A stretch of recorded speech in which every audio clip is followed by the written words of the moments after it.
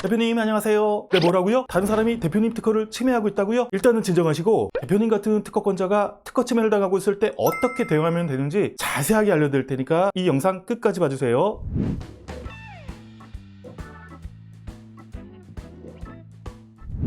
돈이 되는 강한 특허를 만드는 이동규 변리사입니다. 특허를 가지고 있는데 특허 침해를 당했다면 당연히 화가 나겠죠. 마치 내 물건을 도둑 맞은 것과 같은 심정일 겁니다. 하지만 특허 침해 문제는 물건을 도둑 맞는 것과는 다소 상황이 다릅니다. 왜냐하면 도둑을 맞은 것은 부정할 수 없는 사실인데, 특허를 침해당했다라는 것은 과연 특허 침해가 맞는지 또는 내 특허가 무효의 여지는 없는지 등 확인해야 될 변수가 많기 때문입니다. 일단 무엇보다 특허 침해의 정의를 한번 살펴볼게요. 특허 침해라는 것은 내가 특허를 등록받아서 독점하고 있는 발명 내용을 다른 사람이 허락 없이 무단으로 실시하는 것을 말하고요. 이때의 실시라는 것은 생산하거나 사용하거나 판매하거나 수입하는 것을 말합니다. 내가 특허 등록을 받았다는 것은 내 발명에 대해서 공식적으로 보호 울타리를 인정을 받았다는 것을 말하는데, 이 울타리 안으로 다른 사람이 고의건 또는 고의가 아니건 이 안쪽으로 들어와서 무단으로 침범했다는 것이 바로 특허 침해가 되겠습니다. 그러면 이런 특허 침해에 대해서는 어떻게 대응이 가능할까요? 기본적으로 특허 침해에 대해서는 민사적, 형사적으로 법률 대응이 가능합니다. 법률에서는 특허 침해에 대해서는 그 손해에 대해서 배상을 해야 된다고 규정을 하고 있고요. 그래서 특허 침해에 대한 손해배상 청구 소송이라는 법률 절차를 통해서 이 특허 침해로 얻은 손해를 돈으로 보상하게 되어 있습니다. 이것이 바로 민사적 보호이고요. 이와 별도로 특허법에서는 특허 침해를 한 자에 대해서 7년 이하의 징역 또는 1억 원 이하의 벌금에 처한다고 규정하고 있습니다. 근데 이때의 1억 원 이하의 벌금은 특허권자한테 지급하는 게 아니에요. 이 1억 원 이하의 벌금은 마치 어떤 범죄를 저질렀을 때 범칙금을 납부하는 것처럼 국가에다가 납부하는 돈입니다. 즉, 특허 침해를 통해 가지고 국가적으로 사회를 어지럽힌 죄를 물어서 이제 돈으로서 국가에다가 배상을 하게 되어 있는데, 이것이 바로 형사적 처벌이라고 할 수 있겠습니다.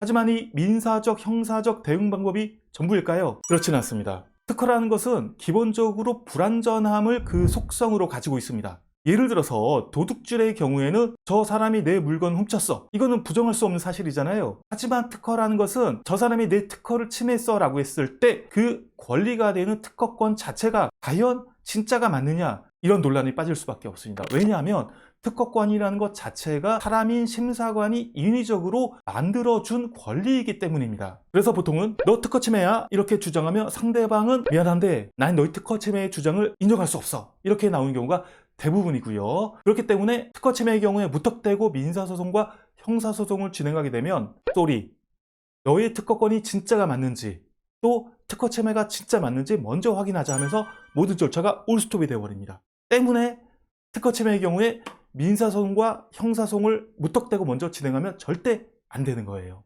그러면 이제 특허 침해를 당하고 있는 경우에 어떻게 대응하면 좋은지 그 정답을 알려드리겠습니다.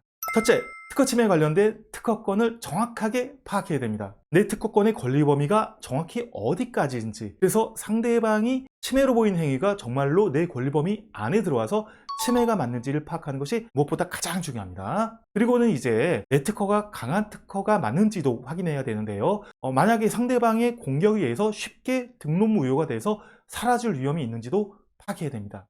그래서 만일 특허 등록이 되긴 했는데 내가 특허 출원하기 이전에 이미 발명이 공개된 사정이 있었다면, 그래서 쉽게 무효가 될 사정이 있다면 오히려 강하게 특허권을 행사해서 상대방을 공격하는 게 독이 될 수가 있기 때문입니다.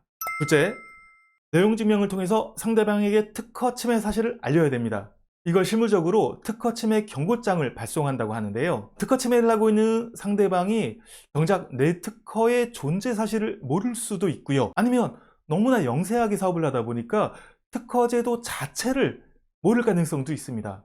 이런 사람들에게 비싼 비용을 들여가지고 법률 절차를 굳이 벌일 필요는 없잖아요.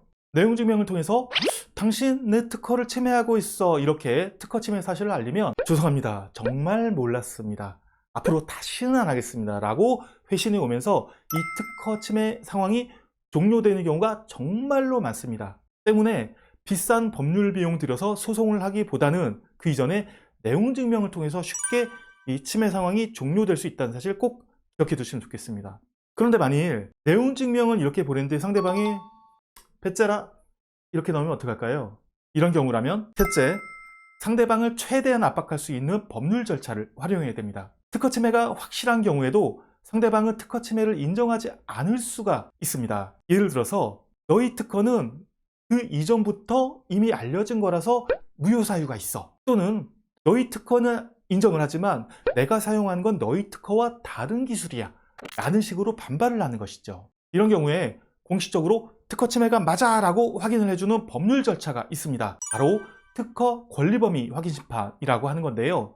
특허권의 권리범위와 상대방의 실시 행위를 비교를 해가지고 판결문에 준하는 그런 형태로 공식적으로 특허 침해가 맞다라고 확인을 해주는 그런 절차죠. 이 권리범위 확인 심판이 얼마나 중요하고 공신력이 있느냐면 아까 특허 침해의 경우에 민사적, 형사적 절차가 있다고 그랬잖아요. 이 민사적, 형사적 소송이 들어갔을 때 법원에서 요구하는 게 딱 이겁니다. 가서 권리범위 확인 심판 심결을 받아와라. 그래서 그 심결에서 특허 침해가 맞다고 인정이 된다면 그 결과를 보고 판단을 내리겠다. 그래서 특허 침해가 이루어지는 상황에서 상대방이 특허 침해를 인정하지 않는다면 바로 이 권리범위 확인 심판을 통해서 상대방을 압박하고 또 특허 침해가 맞다는 심결을 받아내는 것이 대단히 중요하고 또 필요한 절차라고 하겠습니다. 마지막으로 그러면 특허 침해의 경우에 이런 일련의 절차를 통해서 어떤 성과를 노려야 될까요? 과감히 정답을 말씀드리면 가급적 빠르게 특허 침해 행위를 중단시키는 것,